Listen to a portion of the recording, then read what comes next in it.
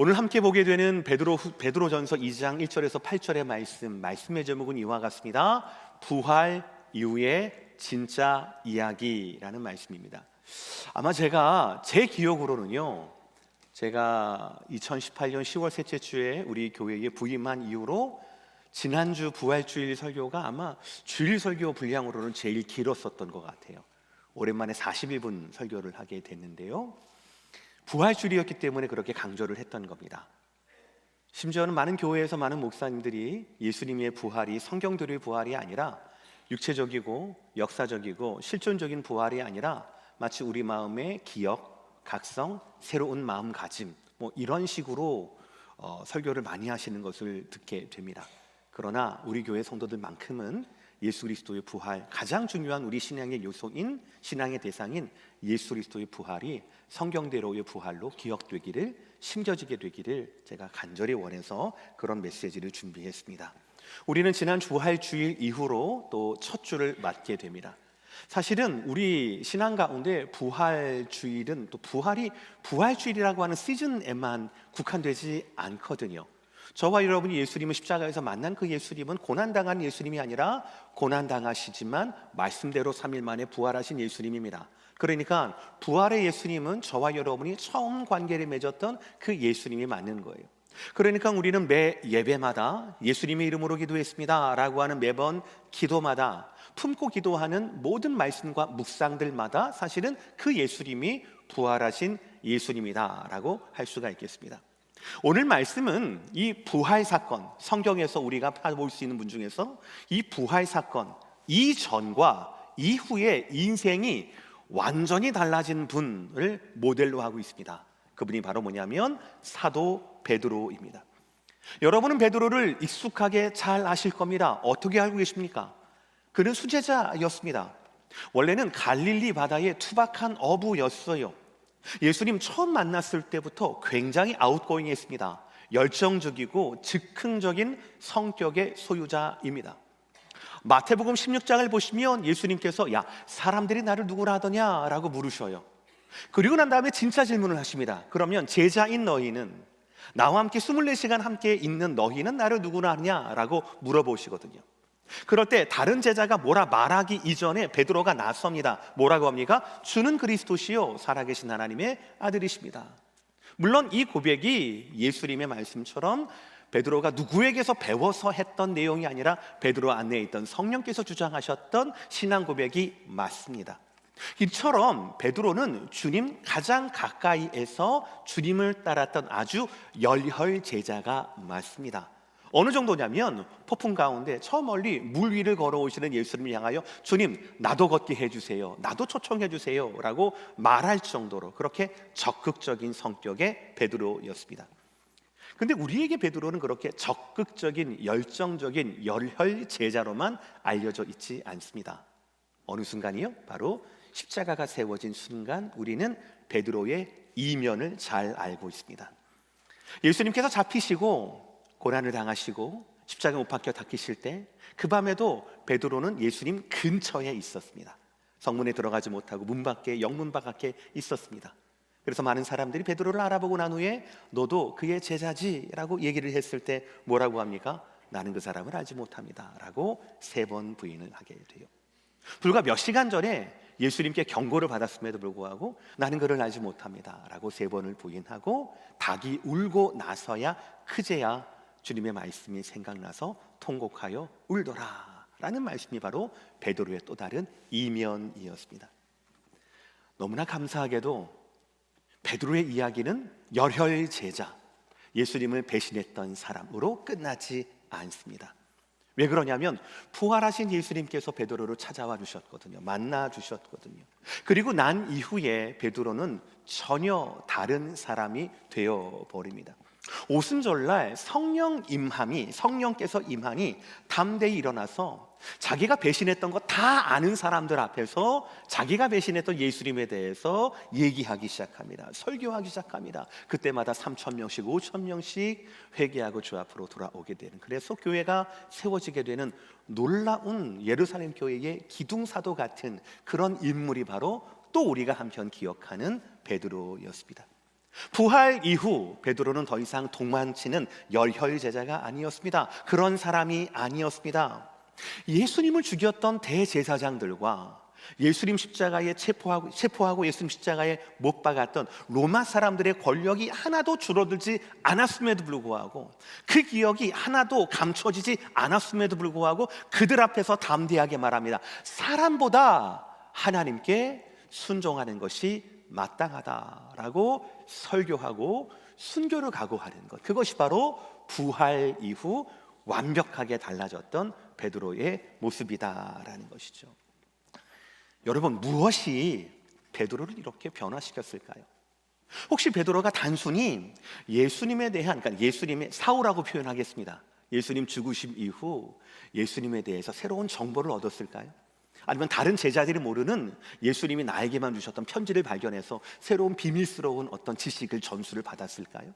아니면 갑자기 베드로가 누군가로부터 연설 기법, 어떻게 하면 청중을 휘어잡을 것인가 라고 하는 그런 특별한 훈련을 했을까요? 그렇지 않습니다.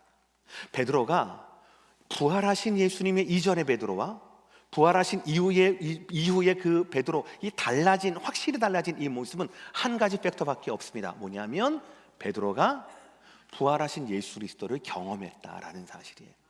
베드로가 부활하신 예수님을 경험했다라는 사실입니다. 베드로는 누구보다도 가까이에서 예수님의 죽으심을 지켜봤습니다. 증명할 수가 있어요. 그리고 베드로는 그 어떤 제자들보다 가장 먼저 달려가서 빈 무덤을 지켜볼 수가 있었습니다. 말할 수 있었어요. 베드로는 그 누구보다도 고향으로 내거든 자기를 찾아오셨던 예수님, 시몬의 아들, 요한의 아들 시몬아, 네가 나를 사랑하느냐 3번 물으시고 내 양을 먹이라, 내 양을 치라, 내 양을 먹이라라고 하는 이 3번의 문답, 다른 제자가 받지 못했던 그 은혜를, 부활하신 예수님을 깊이 있게 만나는, 관계할 수 있는 그 은혜를 베드로는 누렸다라는 것이죠. 부활 이전에 베드로는 자신의 힘과 의지로 인생을 살려고 했고 예수님을 따르려고 했습니다. 그러나 결국 어떻게 됩니까? 실패해요. 그러나 부활 이후 베드로는 다릅니다. 자신을 돌보지 않습니다. 왜요? 영원한 소망을 내가 봤거든요. 어떠한 권력도, 어떠한 사람들도, 어떠한 죽음도 꺾을 수 없고 덮을 수 없는 영원한 빛, 영원한 생명, 영원한 소망인 부활하신 예수님을 경험했기 때문에 그 부활 소망과 부활 신앙을 가질 수 있었다라는 것이죠. 그런데 여러분, 놀라운 이야기를 하나 해드리겠습니다. 2000년 전 빈 무덤을 갔던 베드로, 예수님의 방문을 받았던 베드로, 예수님의 손에 못자국과 칼자국과 예수님 식사하시는 것, 이 모든 것들을 봤던 베드로만 부활의 예수님을 경험한 것이 아니라 사실은 저와 여러분도 베드로와 동일한 부활의 예수님을 경험했다라는 사실입니다. 베드로는 부활의 예수님을 경험하고 난 후에 성령의 충만을 받았습니다. 그러나 우리는 부활의 예수님을 성령의 충만함으로 말미암아 누리게 되었다라는 것이죠. 어쩌면 베드로가 가졌던 그 프로세싱과 그 과정을 초월해서, 이것을 패키지로 해서 우리가 들었던 이 복음에는 성령 하나님의 귀하신 임재가 함께하는 복음이었다라고 말할 수가 있어요. 사건으로서 베드로는 부활하신 예수님을 만났지만 우리는 말씀으로, 성령의 감동으로 우리도 동일한 부활의 예수님을 품게 되고 믿게 되었다라는 것이지요. 부활하신 예수님께서 부활하신 예수님을 만나서 완전히 변화된 그 사도 베드로가 성령의 감동으로 말미암아 그 당시 흩어져 있던 디아스포라 유대인들을 향하여, 성도들을 향하여 편지를 씁니다. 네로 황제 치하에서 고통을 당하는 성도들은 이 편지로 인하여 하나님의 음성을 듣게 되고 위로를 얻게 됩니다. 그 첫 번째 편지가 바로 베드로전서이고 두 번째 편지가 베드로후서이거든요. 특별히 베드로전서, 오늘 말씀을 통하여서 같은 부활의 예수님에 대한 경험을 가지고 감동을 가졌던 저와 여러분이 어떻게 그 부활의 예수님을 경험하고 난 이후에 어떻게 살아야 할지 오늘 말씀을 통하여 안내를 받을 뿐 아니라 내가 어느 쯤에 와 있는지 확인할 수 있는 오늘 하루가 될 수 있도록 주의 이름으로 축복합니다. 부활 이후의 진짜 이야기 첫 번째 대지입니다. 다 함께 읽어볼까요? 시작. 내 과거에 갇히지 않고 걸어 나오기입니다. 그러니까 베드로가 성령의 감동으로 기록한 거니까 사실은 이것은 베드로의 과거이기도 합니다. 우리 1절 말씀 다 함께 시작. 그러므로 모든 악독과 모든 기만과 외식과 시기와 모든 비방하는 말을 버리고. 오늘 설교는요, 베드로전서 2장 1절이 1대지이고요 2, 3절이 2대지입니다. 그리고 4절부터 8절까지가 3대지입니다. 특히 1대지와 2대지의 구조가 중요해요. 1대지를 통하여서 한마디로 말하면 그러므로 버리라입니다. 그래서 제가 하이라이트를 했어요. 그러므로 어떻게 하라고요, 여러분들? 1절이 다시요. 그러므로 어떻게 하라고요? 네, 아셨으니까 2대지 넘어가겠습니다. 그러므로 버리라예요. 2대지는 바로 뭐냐면 2절과 3절인데요 2절에 특히 뭐냐면 사모하라라고 말씀을 하세요. 그러니까 1대지에서 그러므로 다다다다 5가지를 버려야 해요.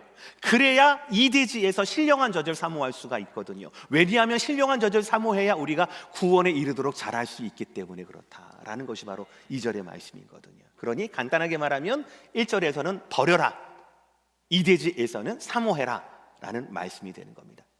그러니까 버리지 않으면 사모할 수가 없게 되는 겁니다. 자, 그러면 무엇을 버려야 하는가? 5가지를 버려야 한다라고 말합니다. 모든 악독과 1절 보여주세요. 모든 악독과 1절, 모든 악독과 모든 기만과 외식과 시기와 모든 비방하는 말을 버려라라고. 이 말씀이 특별한 이유는 바로 뭐냐면 이 5가지 악독 목록이 특별하게 악한 사람이 특별하게 극한 상황에서 내보였던 악독 목록이 아니다라는 겁니다. 사실은 사도 베드로가 모두 경험한 거예요. 사실은 우리 마음속에도 늘 있는 뿌리 깊은 죄성이라는 사실이에요. 우리는 그걸 인정해야 우리는 그것을 버릴 수가 있어요. 우리가 그것을 버려야 우리는 하나님이 원하시는 대로 구원을 이루게 하는 신령한 젖을 사모할 수 있다라는 사실이에요. 자, 그러면 모든 악독은 과연 뭘까요? 쉽게 말씀드릴게요. 이것은 다른 사람을 해치려는 마음입니다. 다른 사람을 해치려는 것, 다른 사람을 해치려는 그 마음과 모든 악독이랬으니까 그런 행동들 일체를 말하는 겁니다. 베드로가 어떤 경우라고요? 겟세마네 동산에서 예수님께서 잡히시던 그 밤이에요. 그날 밤 베드로는 이상하게 열심당원이었던 것 같아요. 품 안에서 칼을 딱 꺼내서 대제사장의 그 대제사장의 심부름 따라서 잡으러 왔던 말고의 귀를 베어버리게 됩니다. 물론 예수님께서 다시 이어 붙여주시지만 이렇게 다른 사람을 해해서 내 뜻을 관철하는 것, 폭력적인 수단을 통해서도 내 뜻을 관철하려고 하는 것이 바로 모든 악독 중에 하나다라는 거죠. 열혈제자였던 베드로가 이 모든 악독 중에서 하나가 바로 요 한 가지만 했겠습니까? 다른 많은 것도 있었겠죠. 성격 급한 베드로니까. 그러나 대표적인 것으로 그랬다라는 거죠. 두 번째는 뭡니까? 모든 기만이에요. 기만이라고 하는 것은 정직하지 못한 것을 말합니다.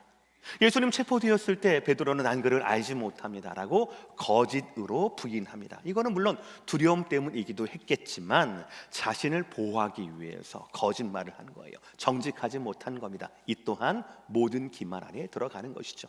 세 번째는 뭘까요? 외식입니다. 외식은 무슨 말입니까? 쉽게 말하면 겉과 속이 다른 겁니다. 갈라디아서 2장을 보면 원활하게 막 활발하게 사역을 하고 있는 사도 베드로가 갈라디아 쪽에서 이방인들하고 스스로 식사를 합니다.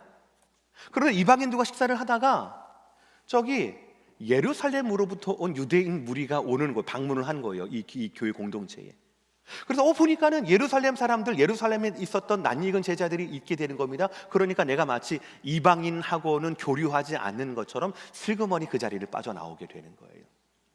왜냐하면 아직 복음이 전해졌지만 아직 유대인에 있는 골수 유대인들에게는 아직도 마치 자기들이 1등 성도, 이방인들은 2등 성도라고 좀 구분을 지어서 이렇게 교류하면 안 된다, 부정하다라는 그런 생각이 있었거든요. 복음하고 반대되는 그런 율법의 생각들이 있었거든요. 베드로가 그걸 아니까 또 나중에 또 예루살렘 교회에 가서 목회를 해야 되는 거니까 그게 불편할까 봐 자기가 몰래 빠져나온 거예요. 근데 딱 걸려요. 누구한테? 바울한테 걸립니다. 그래서 외식하지 말아라 라고 지적을 당하게 되거든요. 분명히 바울이 잘못한 사건. 네 번째는 시기였습니다. 시기는 이게 참 우리 모두가 다 사실 여기에서 자유로울 수가 없어요. 시기라고 하는 것은 다른 사람이 성공하는 것, 잘 되는 걸 내가 미워하는 마음이에요. 시기는요, 여러분들 잘 들으세요. 다른 사람이 은혜 받는 거 있죠. 그것도 불편해하는 마음이 바로 시기에 포함됩니다. 베드로가 언제 그랬다고요? 요한복음 21장을 보시면, 요한복음 마지막 장이에요. 21장이 아까 말씀드린 대로 예수님께서 베드로를 찾아오십니다. 사랑하냐 사랑하냐 사랑하냐, 사랑하는 줄 아십니다 아십니다 아십니다, 내 양을 먹이라 내 양을 치라 내 양을 먹이라 라는 이 다른 제자에게 하시지 않는 정말 스페셜리티를 받게 돼요, 베드로가. 그런 다음에 예수님께서 더 특별한 말씀을 주십니다. 야, 네가 젊어서는 네가 마음대로 띠띠고 네가 가고 싶은 대로 갔지만 아니야, 늙어서는 그렇지 않게 될 거야, 팔을 벌리게 될 것이야 라고 말씀을 하시거든요. 이것은 바로 그냥 베드로가 어떠한 죽음을 맞이하게 될지를 예수님께서 미리 말씀하시는 거였어요. 그래서 베드로가 그걸 딱 캐치를 합니다. 그러고 난 다음에 그거를 아멘으로 받아들여야 하는데 베드로는 눈앞에 다른 사람이 보이게 되는 거예요. 요한복음 21장에 예수님의 품 안에 말하던 제자라고 표현되거든요. 그분이 누구일까요? 바로 요한이에요. 사실 베드로 요한은요 항상 라이벌 관계였던 것 같아요. 늘 앞선이 뒷선이, 누가 첫째 되냐 둘째 되냐 이걸로 해서. 그러니까 은혜를 받는 그 현장에서도 베드로는 그러면 요한은 어떻게 되겠습니까? 라고 질문을 해요.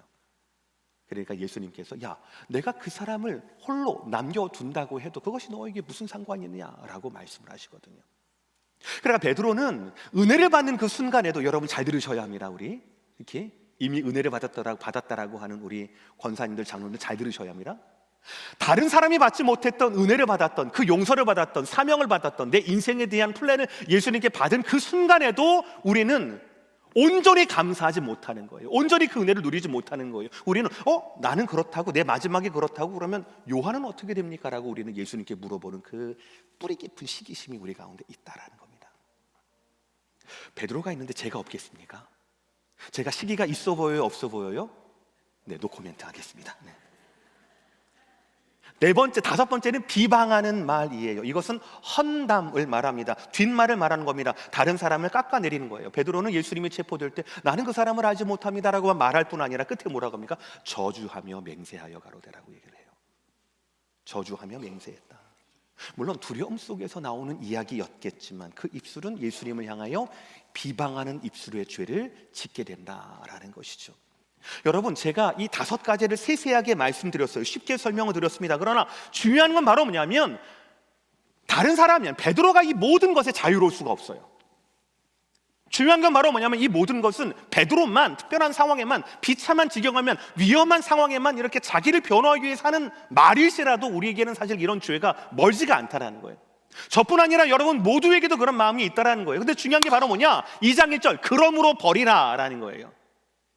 우리가 예수의 자녀라면, 우리 하나님의 자녀, 이거 우리가 부활하신 예수님을 우리가 영접했다라면 그것으로 말미암아 그러므로 이 모든 것들, 베드로도 경험했고 저도 경험했고 여러분도 경험했고 또 앞으로 우리가 선택할지도 모르는 그 모든 악한 것들을 그러므로 어떻게 해라? 버리라라는 말씀입니다.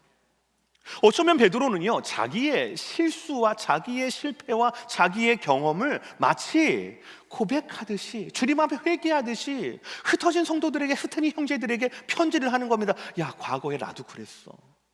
나도 이 악독 먹는 5가지 나도 자유로울 수가 없어. 너도 솔직히 알잖아.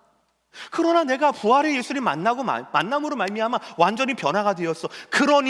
그러므로 너희도 이 모든 것들을 버릴 수 있어. 아니, 버려야 해. 베드로도 실수했어요. 그도 실패했습니다. 그도 죄를 짓고 숨어야만 했습니다. 그러나 그는 그 과거에 갇히지 않았다고요. 여러분, 부활의 삶은 예수님만 부활하신 것이 아니라, 제가 지난주 설교 말미에 말씀드렸죠. 예수님의 부활은 2000년 전에 있었던 그 단 한 번의 사건이지만 믿음으로 말미암아 그 예수님의 부활과 연결된다면 우리는 매일매일 부활의 주님을 경험하며 그런 삶을 살 수가 있다라고 했습니다. 아멘이십니까? 그 동일한 믿음으로, 부활의 주님에 대한 믿음으로 말미암아 베드로가 걷어낼 수 있었던, 베드로가 갇히지 않았던 그의 과거, 벗어날 수 있었던 그의 과거의 그의 약점에도 불구하고, 실수에도 불구하고 우리도 그렇다라는 거예요. 우리도 예수 부활에 대한 믿음이 있다라면, 오직 하나님이 주시는 그 능력과 믿음만 있다라면 우리도 이 모든 과거에서, 이 모든 악독에서, 이 모든 시기와 이 모든 어두움에서 우리도 부활신앙으로 초월하고 벗어날 수 있다. 있다라는 사실입니다. 사랑하는 성도 여러분, 세상은요, 사단은요, 죽은 사람이 어떻게 다시 살아나느냐라고 우리를 유혹합니다. 우리에게 속삭합니다. 제발 좀 말이 되는 걸 믿으라고 그렇게 얘기를 합니다. 우리는 말을 믿지 않습니다. 우리는 말씀을 믿는 사람이에요. 아멘이십니까? 우리는 성경이 100% 하나님의 말씀이라는 것을 믿습니다. 우리는 예수님의 부활이 우리 생각대로의, 우리 이성대로의 합리적인 부활이 아니라, 말이 되는 부활이 아니라 말씀하신 부활이라는 것을 우리는 믿습니다. 성경대로의 부활이라는 것을 믿습니다. 이 부활을 믿으면, 성경대로의 부활을 믿으면 그 믿는 자의 삶도 베드로처럼 변화될 수 있다라는 것도 우리는 믿습니다. 그 믿음을 가지고 더 이상 과거에서, 여러분의 실력에서, 여러분의 과거와 여러분의 실수에 매이지 않고 앞으로 고투로 할 수 있는 저와 여러분 모두가 되시기를 주의 이름으로 진정으로 축복합니다.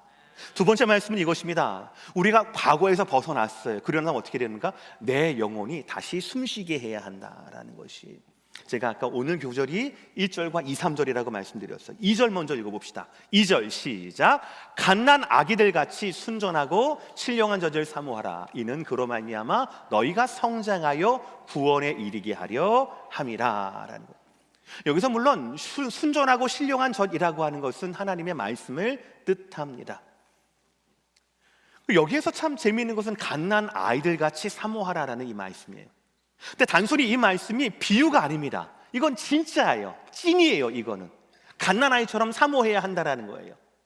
1절에서 우리가 과거의 것을 버렸다라면, 예수님과 어울리지 않는 것, 예수님이 기뻐하지 않을 것을 버렸다라고 한다라면 우리는 갓난 아이처럼 다시 돌아가야 돼요. 사모해야 된다는 겁니다. 여러분들 100% 한 사람의 예외도 없습니다. 우리는 모두가 다 갓난 아이 때가 있었을 거예요. 그렇죠, 여러분들? 여러분이 9월굴로 태어나진 않으셨을 거 아니에요. 그렇죠? 우리는 갓난 아이가 때가 있었을 겁니다.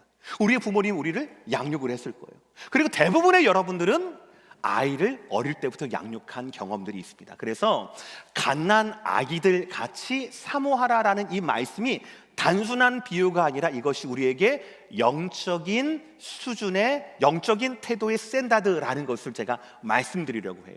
이것은 우리에게도, 부활신앙을 경험한 우리에게도 마찬가지이고 우리가 양육했던 어린아이도 마찬가지예요. 맞나 틀리나 한번 보시길 바랍니다. 첫 번째, 크게 시작. 첫째, 하나님 없이는 안 돼요 라는 거예요. 하나님 없이는 안 된다라는 겁니다. 우리 아이들이 우리에게, 우리가 어릴 때, 우리가 갓난아이였을 때 부모님이 아니면 케어해주는 사람이 아니면 안 된다라는 거예요. 이거는 바로 뭐냐면 전적인 의존성을 말하는 겁니다. 95%도 아니에요. 98%도 아니에요. 100%입니다. 아이는 스스로 뭔가를 할 수가 없습니다. 스스로 할 수 있는 게 아무것도 없어요. 자기 스스로 무슨 영양분을 만들어낼 수도 없어. 요리도 못합니다. 그러니까 저와 여러분도 신령한 젖을 사모해야 하는데 그 영적 생명과 힘의 원천이 어디에 있다고요? 100% 하나님께 있다라는 것. 그러니 우리는 하나님께 100% 의존해야 한다라고 하는 것을 우리는 인정해야 합니다. 그것이 첫 번째, 하나님 없이는 안 된다라는 겁니다. 이것은 갓난아이의, 말을 할 수 없겠지만 그 아이의 고백이자 우리의 하나님 앞에서의 태도라는 것이죠. 두 번째는 뭡니까? 시작. 말씀만 바라봐요. 쉽게 말씀드립니다. 이거는 뭐냐면요, 잘 들으세요. 방해받지 않는 집중이에요. 말씀만 바라본다라고 하는 게. 다시요, 이것은 방해받지 않는 집중이라고요. 참 감사하게도 저희 아이들 셋은 다 집사람이 모유수유를 했어요. 근데 모유수유를 할 때 저희 막내 삼촌이 저한테 그러시는 거예요. 모유수유 꼭 해라, 꼭 해라, 꼭 해라라고 조언을 해주시더라고요.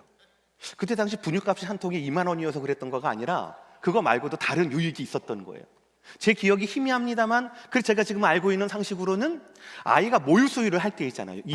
아무런 근육이나 이런 게 없는데 또 불구하고 젖먹던 힘이라고 하는 게 자기 근육, 그러니까 자기가 원래 이렇게 옹알오고 하는 이 입술에 60배의 힘이 가해진다라고 제가 공부를 했어요. 60배로 60배. 그러니까 여러분, 함부로 젖먹던 힘까지 열심히 하라 그 말 하면 안 돼요. 우리가 60배의 힘을 내야 되는 겁니다. 젖먹던 힘까지라고 하는 게. 그러니까 모든 것을 집중해가지고 하는 겁니다. 애가 배고플 때 젖을 물리면 어떡합니까? 손가락을 꽉 쥐고요, 눈이 이렇게 모여요. 그리고 이렇게 출혈돼가지고 쪽쪽 빱니다. 막 나올 때까지, 배부를 때까지 막 그렇게 하거든요. 그게 바로 젖먹던 힘입니다. 말씀만 바라봐요 한다라고 하는 말은 뭐냐면 내가 이것도 선택할 수 있고 저것도 선택할 수 있는 가운데 하나님 말씀이 뭔지 한번 내가 참고로 알아볼까. 레퍼런스가 아닙니다.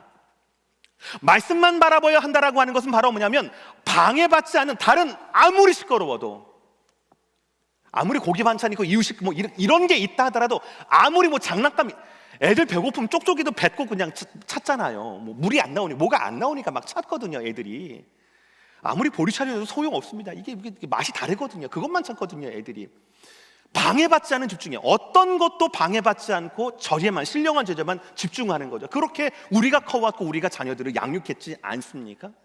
영적인 태도가 마찬가지. 하나님 말씀에 대해서도 이것도 할 수 있고 저것도 할 수 있고 라고 하는 그런 선택적인 태도가 아니라 하나님 말씀이 아니면 안 됩니다 라고 하는, 필요할 때 배고플 때는 60배 이상의 힘을 집중해야 한다라는 사실입니다. 그런 의미에서 여러분들, 지금처럼 말씀 시간에 집중하는 여러분 모두에게 말씀의 축복이 임하기를 주의 이름으로 축복합니다. 아멘. 집중이 대단하세요. 세 번째는 바로 뭐냐면 매일 조금씩 먹어야 한다라는 거죠. 우리 아이들 젖줄 때요, 잠을 못 주무시잖아요. 그렇죠. 애들이 2시간에 한 번씩 깨니까. 그렇죠. 미국 우리 2세들은 애들 어디에다 가둬놓고 이제 6시간, 8시간 동안 하던데 참 대단한 분들 같아요. 진짜. 참 대단합니다. 그것도 참 대단한 것 같아요. 그럼 뭐 잘 자야 또 아이를 잘 케어할 수 있으니까. 그런데 또 우리 한국 어머니들은 안 되잖아요. 애가 울면 또 하니까 뭐 전 물린 채로 자야 되고 뭐 이래야 되고 막 하니까 얼마나 힘듭니까? 애들이 한 번에 다 먹고 그냥 아침에 한 번에 먹고 하루치를 다 먹어버리면 얼마나 편하겠어요. 그렇죠? 근데 애들은 그렇지 않거든요. 배고플 때마다 웁니다.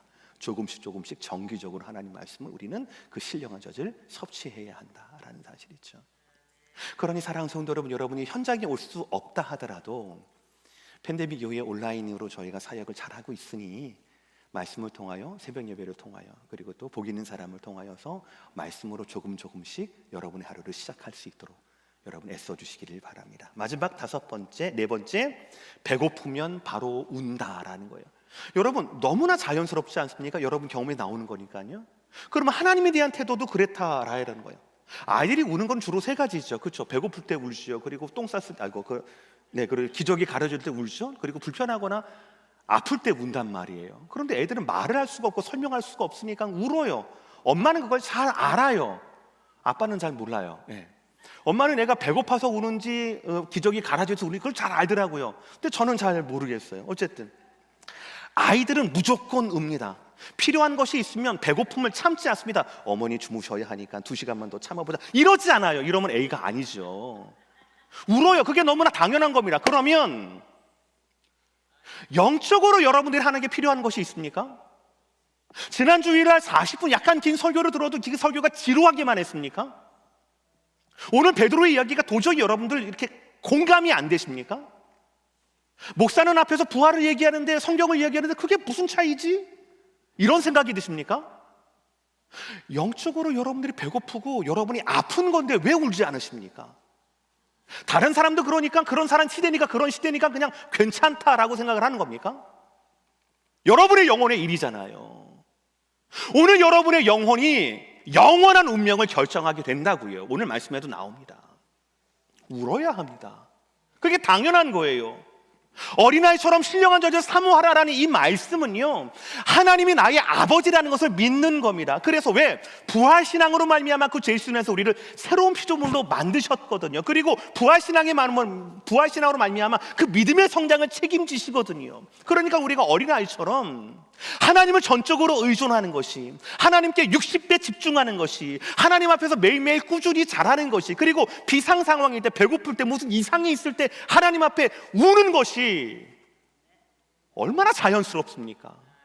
얼마나 복된 축복입니까? 그런데 왜 이런 축복을 외면하시냐고요.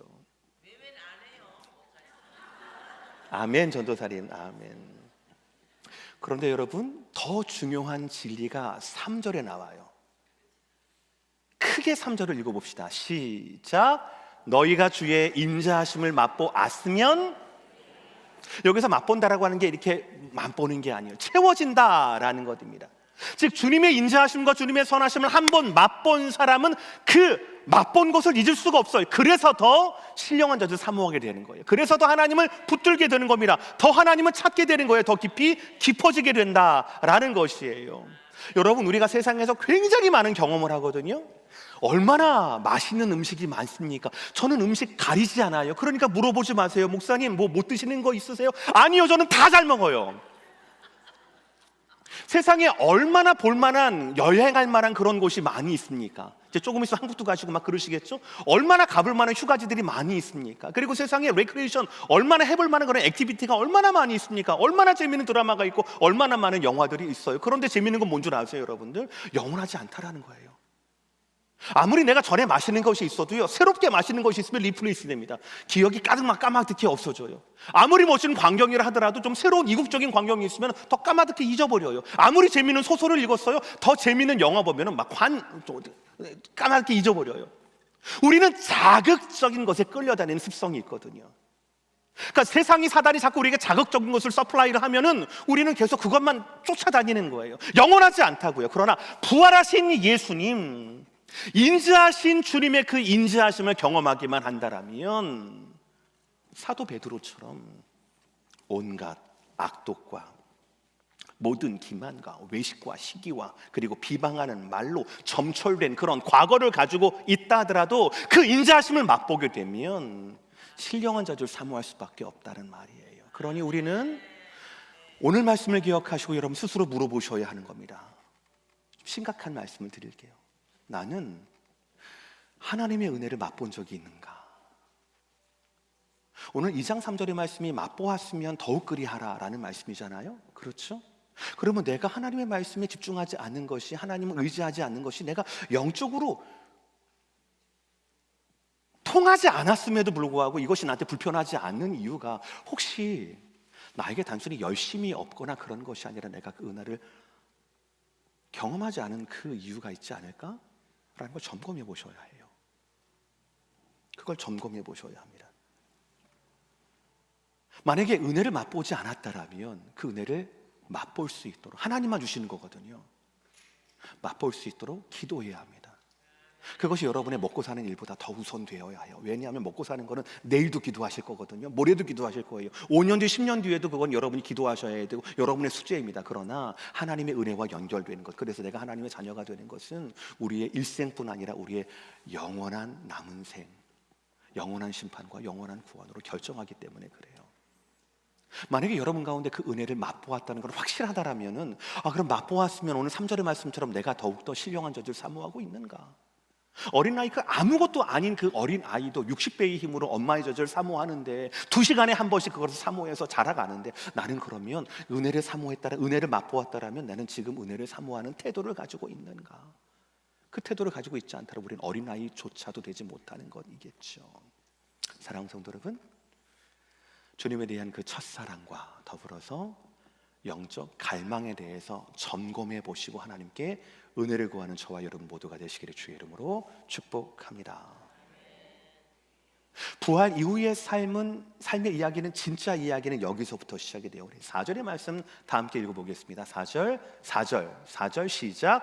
사람에게는 버림받아 되었으나 하나님께서는 택하심을 입은 보배로운 산돌이신 예수께 나아가라는 1절에서는 버리고 2, 3절에서는 신령한 아이처럼 우리가 갓난아이처럼 신령한 젖을 사모해야 한다. 왜? 이는 우리가 구원에게까지 자라가기 위함이다. 한번 맛보았으면 우리는 계속해서 그러할 것이다 라는 말씀이죠. 자, 이제 과거에서 벗어났습니다. 이제 우리가 하나님의 양육을 바라보고 그 품 안에 안깁니다. 그것입니까? 아니에요. 끝이 아니에요. 4절의 말씀이 있어요. 하나님의 택하심을 입은 보배로운 산돌이신 예수께 어떻게 한다고요? 나아가야 하는 겁니다. 5절을 보시면 우리도 산돌같이 하나님 안에서 자라가야 한다, 신령한 집으로 세워져야 한다라는 것이에요. 우리가 어린아이처럼 그냥 울고 똥 싸고 밥 먹고 이게 전부가 아니라 그런 다음에 자라가야 한다라는 거죠. 사람 구실을 해야 한다라는 거예요. 성장해야 한다라는 겁니다. 그것이 바로 예수께 나아가고 신령한 집으로 세워져야 한다라는 것입니다. 성경은 예수님을 산돌이라고 부릅니다.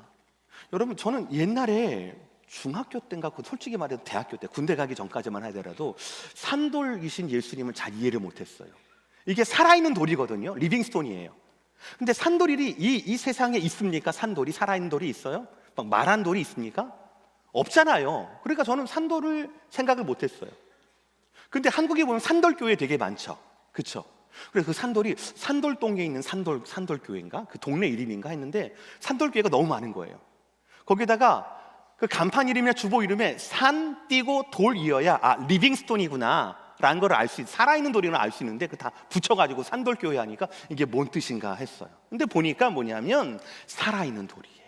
원래 돌은 말이 없습니다. 원래 돌은 다리가 없어요. 고정된 그곳에서 뭐 100년이든 1000년이든 만년이든 그 자리에 있을 수밖에 없어요. 죽은 돌이 아닙니다.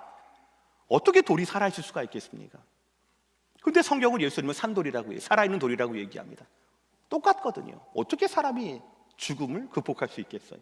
어떻게 사람이 늙지 않을 수 있겠습니까? 어떻게 죽은 사람이 썩지 않을 수가 있겠습니까? 그러나 여기 있거든요. 늙지 않은 분이 계시거든요. 썩지 않은 분이 계시거든요. 오히려 모든 것들을 초월하는 육체를 가졌지만 모든 것들을 초월하는 영체라고 하는 부활의 첫 열매가 바로 부활하신 예수 그리스도를 통하여서 우리에게 주어졌거든요. 세상에는 없는 단어, 오직 예수님께만 통하는 단어, 그것이 바로 부활하신 예수님이고 그것이 바로 살아있는 돌이라는 것이죠.